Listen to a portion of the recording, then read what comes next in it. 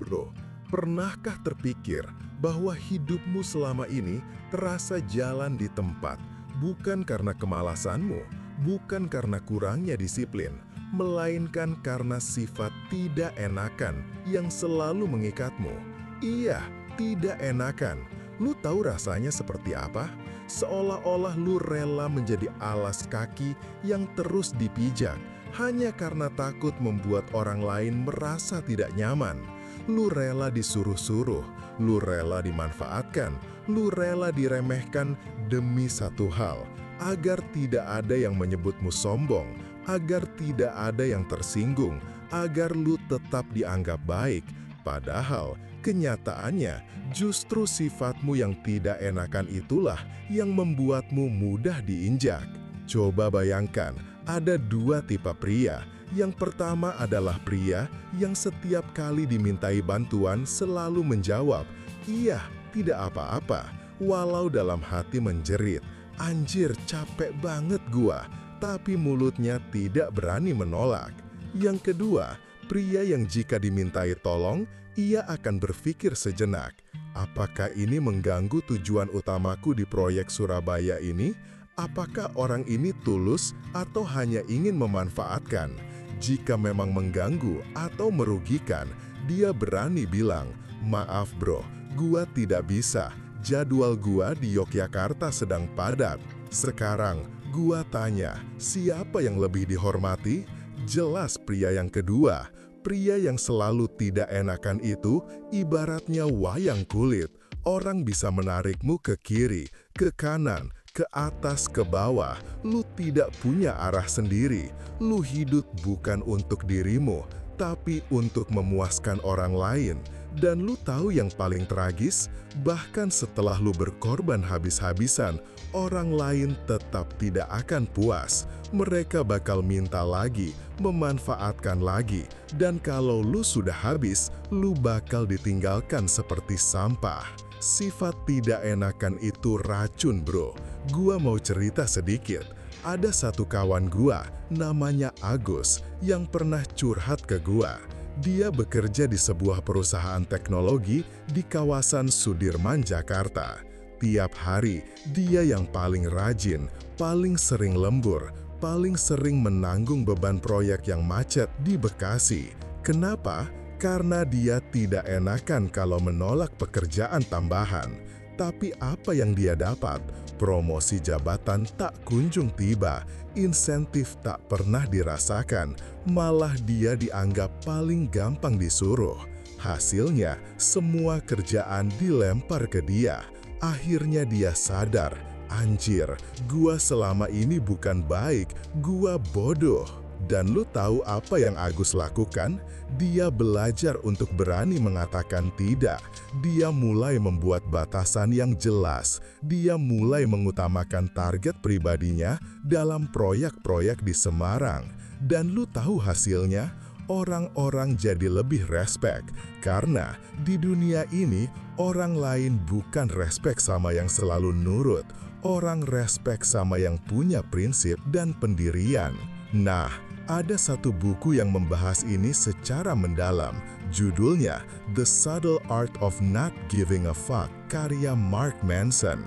Di buku itu, Mark bilang, kalau lu mau bahagia dan sukses, lu harus belajar buat selektif. Lu tidak bisa peduli sama semua orang. Lu harus pilih hal-hal yang benar-benar penting buat lu. Kalau lu terus-terusan mikir tidak enakan, lu kasih lagi prioritas ke semua orang, kecuali ke diri lu sendiri. Ada tips yang bagus banget buat menghilangkan rasa tidak enakan. Namanya pause and choose, ala Mark Manson. Caranya gini bro, begitu ada yang minta sesuatu atau minta tolong dari lu, jangan langsung iya. Tarik nafas, jeda dulu 5 detik, terus tanya ke diri lu, kalau gua bilang iya, ini bakal bikin hidup gua lebih baik atau justru menyusahkan gua? Kalau jawabannya menyusahkan, lu wajib bilang tidak bisa dengan tenang. Lu tidak perlu alasan panjang. Cukup jawab, "Maaf bro, lagi tidak bisa sekarang." Titik. Awalnya mungkin ngerasa tidak enak, Tapi semakin sering lu lakukan, semakin gampang lu buang rasa tidak enakan, dan orang jadi makin respek sama lu karena lu punya batasan yang jelas. Kalau lu mau jadi pria berkarakter kuat, itu bukan berarti lu jadi jahat, bukan berarti lu jadi brengsek, tapi lu berani ngomong apa yang lu mau, lu punya standar, dan lu tidak takut orang lain tidak suka. Lu paham kalau hidup lu cuma sekali, dan lu tidak bisa buang waktu buat menyenangkan semua orang. Sekarang gini bro, lu mau terus jadi pria baik yang cuma jadi cadangan, jadi opsi terakhir, jadi pria yang wanita manfaatkan, terus dibuang, atau lu mau jadi pria yang dihargai, disegani, dan kalau ngomong langsung didengar orang? Pilihan ada di lu. Tapi ingat, untuk sampai ke sana, lu harus buang satu hal dari hidup lu, sifat tidak enakan. Dan kalau lu bingung, gimana caranya mulai? Gimana jadi pria yang lebih tegas, lebih dihormati, dan punya aura pria berkarakter kuat tanpa kehilangan respek? Gua punya sesuatu buat lu. Ada e-book spesial judulnya 53 Jurus Sakti. Isinya lebih dari 200 halaman, full strategi, teknik, dan mindset yang bisa bikin lu naik level. Lu bakal mengerti gimana cara membaca karakter wanita, gimana lu dihormati, gimana cara punya mental baja layaknya pria berkarakter kuat, sampai gimana mengontrol hubungan biar lu yang pegang kendali.